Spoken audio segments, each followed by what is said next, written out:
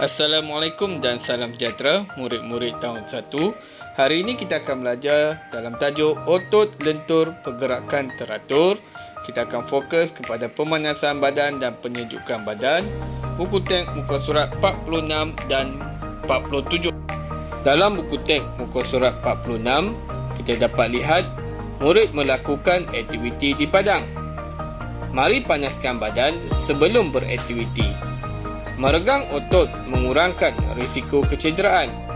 Seronoknya, regangan statik dan dinamik sesuai untuk aktiviti memanaskan badan.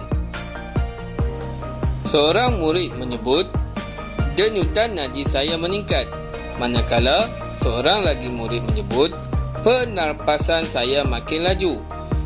Minum air sebelum melakukan aktiviti fizikal. Suhu badan saya meningkat. Seterusnya, dalam muka surat 47, kita lihat dulu bahagian informasi. Kekurangan air dapat menjejaskan lakuan aktiviti fizikal dan menjejaskan kesihatan. Saya bergerak lancar setelah memanaskan badan. Minum air semasa melakukan aktiviti fizikal. Minum air selepas melakukan aktiviti fizikal. Kita mesti melakukan aktiviti menyejukkan badan selepas aktiviti fizikal yang lasak. Seterusnya, mari kita lihat. Yang pertama, suhu badan. Ketika melakukan aktiviti memanaskan badan, suhu badan akan meningkat. Ketika melakukan aktiviti fizikal, suhu badan juga akan meningkat. Sebaliknya, ketika melakukan aktiviti menyejukkan badan, suhu badan adalah menurun.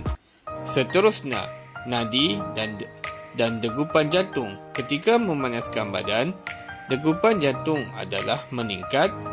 Ketika melakukan aktiviti fizikal, degupan jantung juga meningkat. Sebaliknya, ketika melakukan aktiviti menyejukkan badan, nadi dan degupan jantung adalah menurun. Bagi kadar pernafasan, ketika memanaskan badan dan ketika melakukan aktiviti fizikal, kadar pernafasan adalah meningkat. Sebaliknya, ketika menyejukkan badan, kadar pernafasan adalah menurun. Dan yang terakhir sekali, kita lihat air dalam badan. Ketika memanaskan badan, air dalam badan adalah menurun. Begitu juga ketika melakukan aktiviti fizikal, air dalam badan menurun. Sebaliknya, ketika menyejukkan badan, air dalam badan adalah meningkat. Peringatan: sebelum, semasa dan selepas melakukan aktiviti fizikal, kita mestilah minum air dengan secukupnya. Pemanasan badan dilakukan sebelum melakukan aktiviti fizikal. Aktiviti yang dilakukan supaya badan bersedia untuk aktiviti fizikal yang lebih lasak. Kepentingan memanaskan badan: 1. Mengelakkan kecederaan. 2. Meningkatkan prestasi. 3. Mengelakkan kekejangan otot. 4. Menyesuaikan kadar denyutan jantung. 5. Membantu tahan lebih lama untuk bersukan. Dan keenam, membantu lebih fokus. Penyejukan badan dilakukan selepas melakukan aktiviti fizikal. Aktiviti menyediakan diri untuk berehat selepas selesai aktiviti fizikal atau senaman. Kepentingan menyejukkan badan: pertama, mengendur dan memulihkan otot.